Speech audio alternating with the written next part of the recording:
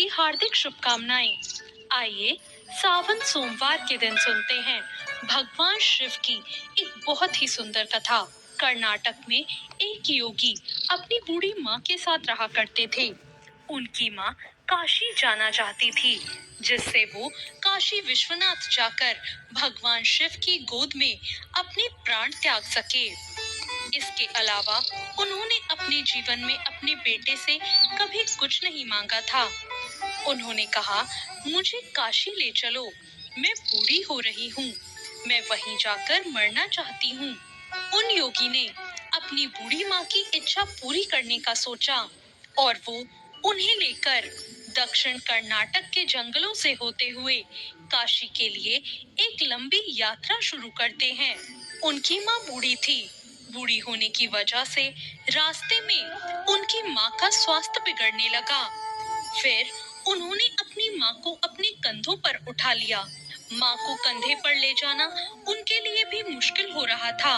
वो भी अब कमजोर महसूस कर रहे थे। उनके पास भगवान शिव से याचना करने के अलावा और कोई चारा नहीं बचा था। उन्होंने भगवान शिव से कहा, हे शिव, मुझे मेरे इस प्रयास में विफल मत होने देना। बस यही एक चीज है जो मेरी माँ ने मुझसे मांगी है। कृपा करके इसे पूरा करने में मेरी मदद करें। मैं इन्हें काशी ले जाना चाहता हूँ। हम वहाँ सिर्फ आपके लिए ही आ रहे हैं। कृपया करके मुझे ताकत दीजिए। और भगवान शिव से ऐसी याचना करके जैसे ही उन्होंने चलना शुरू किया, तो पीछे से एक घंटी की आवाज सुनाई दी, जैसे कोई बैलगाड़ी आ रही हो। उन्हें धुंध से उबड़ती हुई एक बैलगाड़ी दिखाई दी, जिसे एक बैल खींच रहा था, जो थोड़ा अजीब था, क्योंकि एक ही बैल वाली बैलगाड़ी छोटे रास्तों के लिए होती है। जब सफर लंबा और जंगली इलाके से होता हो, तो हमेशा दो बैलों वाली ही गाड़ी होती है। लेकिन उन्हें क्या था, वो थके थे, तो उन्होंने इस बात को नजरअंदाज कर दिया और इसकी परवाह नहीं की। जैसे ही वो गाड़ी पास आई, वो चालक को नहीं देख पाए, क्योंकि चालक ने बहुत कुछ ओढ़ रखा था और बाहर धुंध भी थी। उसने कहा, मेरी माँ बीमार है, क्या हम आपकी खाली गाड़ी में यात्रा कर सकते हैं?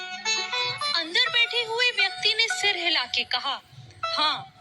वे दोनों उस गाड़ी में बैठ गए और बैलगाड़ी आगे चलने लगी। कुछ समय बाद उस योगी का ध्यान इस बात पर गया कि जंगली रास्ता होने के बावजूद भी बैलगाड़ी बहुत आसानी से आगे बढ़ती जा रही है। तब उन्होंने नीचे देखा और पाया कि पहिए घूम ही नहीं रहे, वे तो रुके हुए हैं, पर गाड़ी आगे बढ़ रही है। तब उन्होंने बैल की तरफ देखा और पाया कि बैल भी बैठा हुआ है, पर बैलगाड़ी चल रही थी। तब उन्होंने चालक की ओर देखा और देखा कि वहाँ सिर्फ कपड़ा ही था। और फिर उसने अपनी माँ की ओर देखा। माँ ने कहा, अरे पागल, हम पहुँच गए हैं, अब कहीं और जाने की जरूरत नहीं, यही वो जगह है, अब मुझे जाने दो। इतना कहकर माँ ने शरीर छोड़ दिया। बैल, बैलगाड़ी और चालक सब गायब हो गए और फिर वो योगी अपने गांव लौट आया।